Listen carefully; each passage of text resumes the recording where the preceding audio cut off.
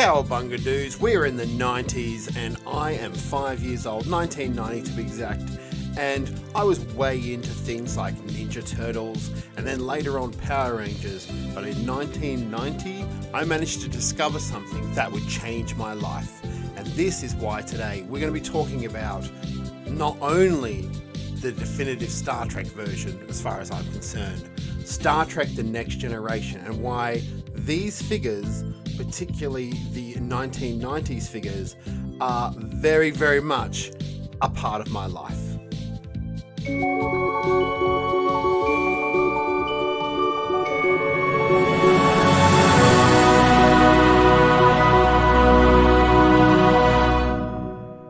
So in the 90s, or 95, and I remember it, walking into a Toy World store in Australia, which I don't know if it even exists anymore.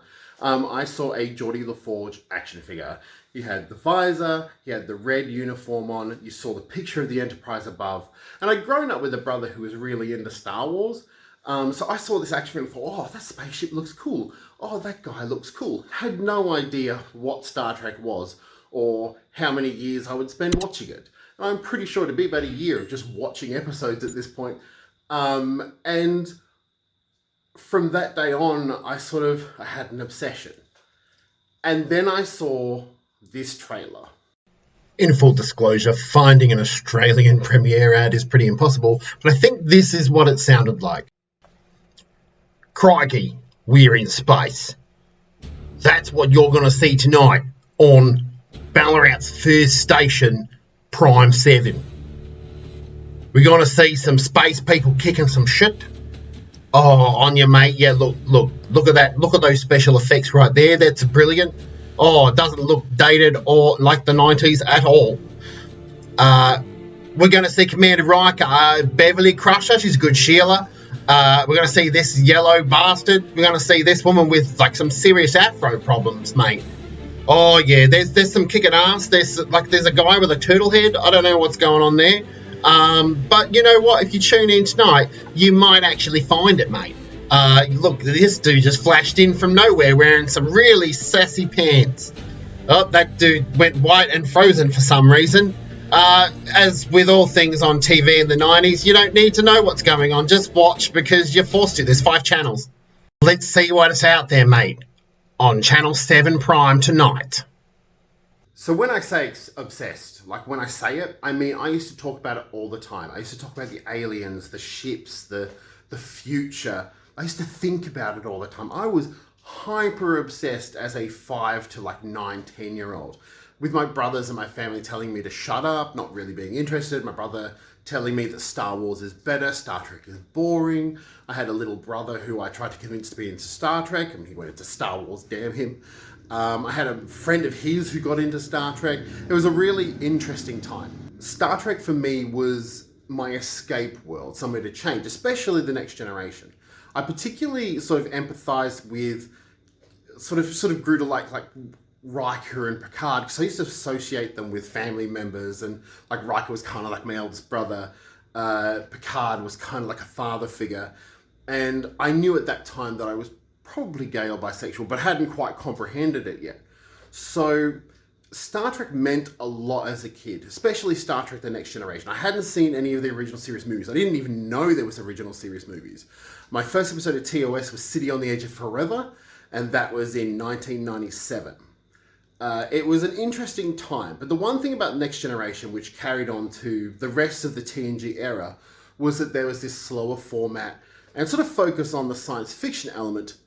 I didn't get to watch all the episodes, but I got to watch a couple. There's the one where they discover the small silicon entity on the planet, and it's like a little glowing dot, and then it gets bigger and bigger and bigger, and then they establish communication. Those first few seasons of TNG were a bit of a hard watch. They're hard watch for me now, but as a kid, the idea of touchscreen computers, I know, crazy, a talking computer, holodecks were amazing things, just amazing. And it really spoke to me as a kid who I lived in an interesting home environment, to look at the future and go, whoa, everyone gets along, there's no issues, there's no hate, Everyone accepts their differences. People care about each other. The human race is going to get better.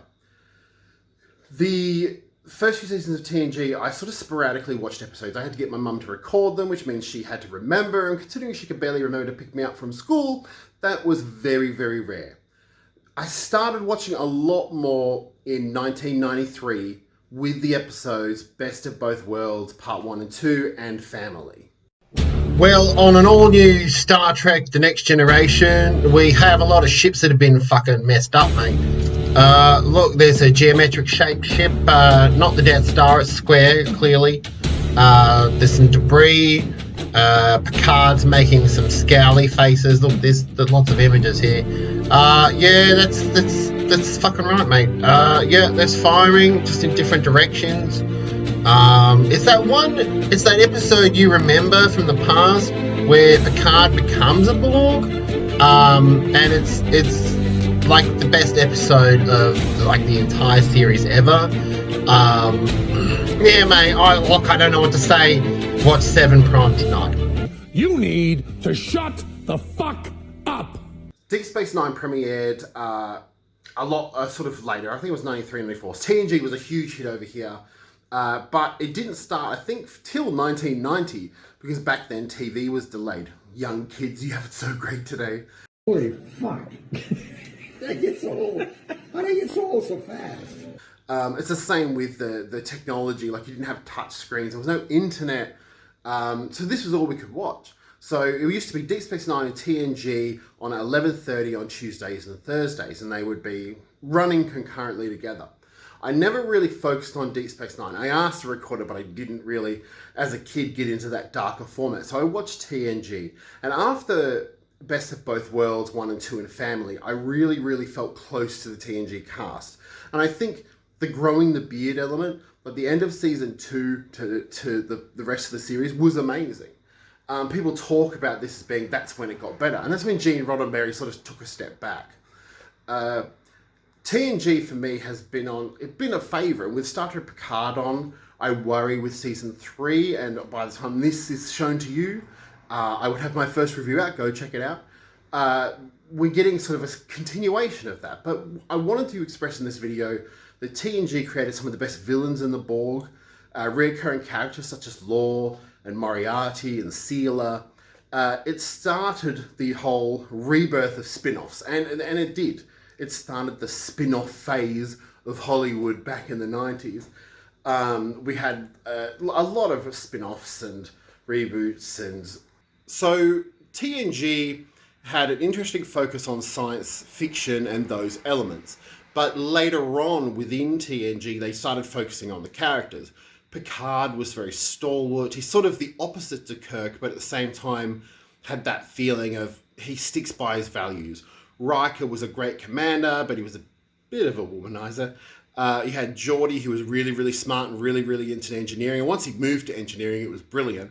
Data was always a star of the show with this Pinocchio metaphor.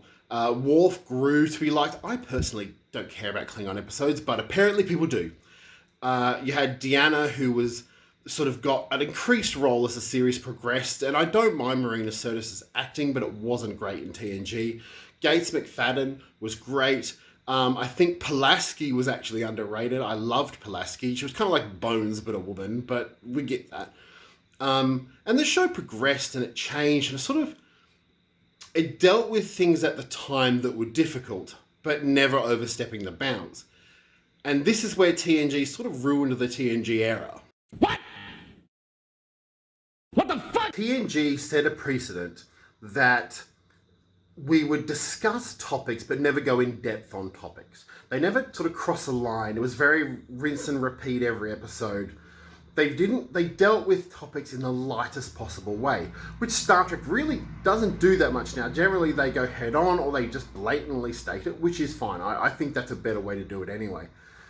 But TNG set the precedent for the in Deep Space Nine, probably less, because Deep Space Nine was an amazing show. Voyager and Enterprise in particular, of not pushing the envelope, sort of playing it safe, keeping it. Most of those shows tried to keep it as similar to TNG as they could as possible. The Enterprise D is a beautiful ship, but you very rarely saw it damaged other than in Best of Both Worlds. You very rarely saw them running out of things. There was families on the ship for some unknown reason, which seems really unsafe. It's an interesting series to watch. And I certainly wouldn't miss seasons 1 and 2, but they're the ones where the show's like, conspiracy? Why was that storyline not continued? But my view on Star Trek Next Generation is the one I grew up with. It's the one that helped me through times that were difficult, that helped me continue. And I just wanted to make this video to talk about Next Generation, because I realized on my channel, I haven't actually made a video about Next Gen. Tell me what you think about Next Gen. Make sure to like, comment, and subscribe. Come back for more videos, Picard reviews, and I'll see you next time.